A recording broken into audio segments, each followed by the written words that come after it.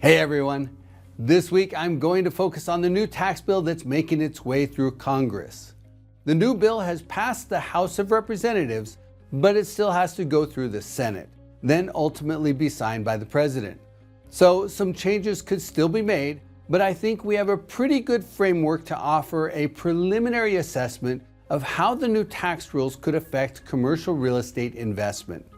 Now, I want to reiterate that this isn't a done deal yet, and there's a lot of things in this bill. So I'm only going to highlight some of the things that I consider to be particularly relevant to commercial real estate investors. The tax bill could change, and I'm not a tax accountant, so anything I say in this video should be validated with a tax professional once the new tax rules are finalized.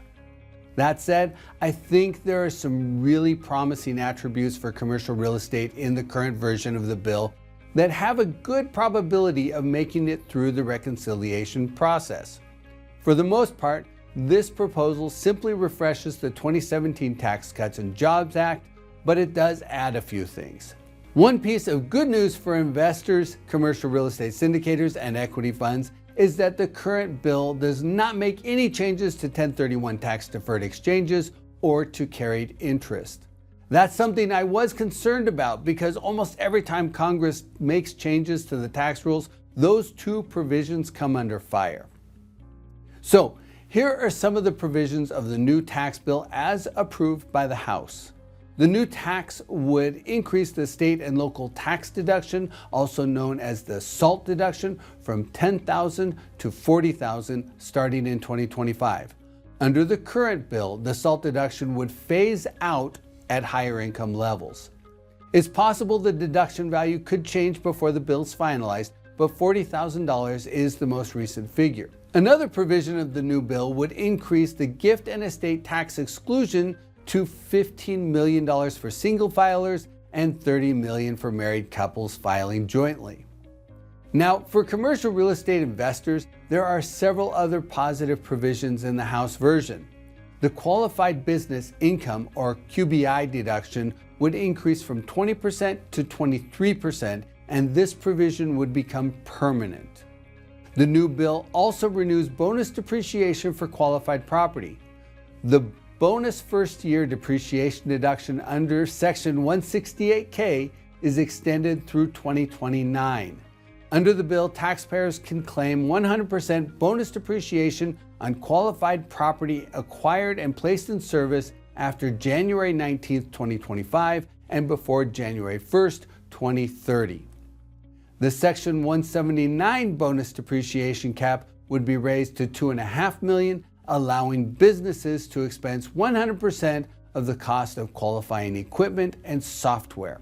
The new bill would also reestablish opportunity zones for taxable years 2027 through 2033 with similar but modified benefits in temporary deferral of capital gains taxes, basis step-up, and exclusion of taxable income on new gains. It looks like the new opportunity zone rules will be a bit different this time around, so once the bill is finalized, investors will want to review the new specifications carefully.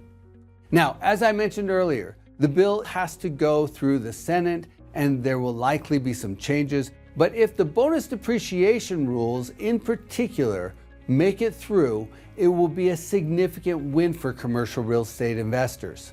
It will reinforce the value of doing a cost segregation study on properties and value-add investments where the property is upgraded may generate higher after-tax returns over the short term. Having 100% bonus depreciation could bolster the first-year returns on newly acquired properties, and it will be particularly helpful for investors when you factor in the higher interest rate climate. And that's part of the downside of the new bill. The numbers vary depending on the source, but the new tax bill will likely increase the federal deficit. According to the Tax Foundation, the deficit would increase by an extra $2.6 trillion over 10 years. The Penn-Wharton budget model predicts an increase ranging between $2.8 trillion and $4.3 trillion over 10 years, and the Congressional Budget Office pegs the deficit increase at $3.8 trillion over 10 years.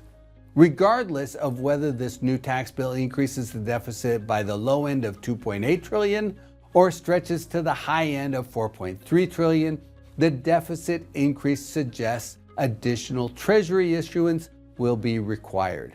And as I shared in last week's video, the increased issuance of debt poses a risk of higher interest rates in the future. So, as I said earlier, the new tax bill still has to navigate the Senate, but several of the key provisions in this version of the bill will benefit commercial real estate investment in 2025 and beyond. That said, stay tuned for revisions. And as always, keep your eyes on the horizon.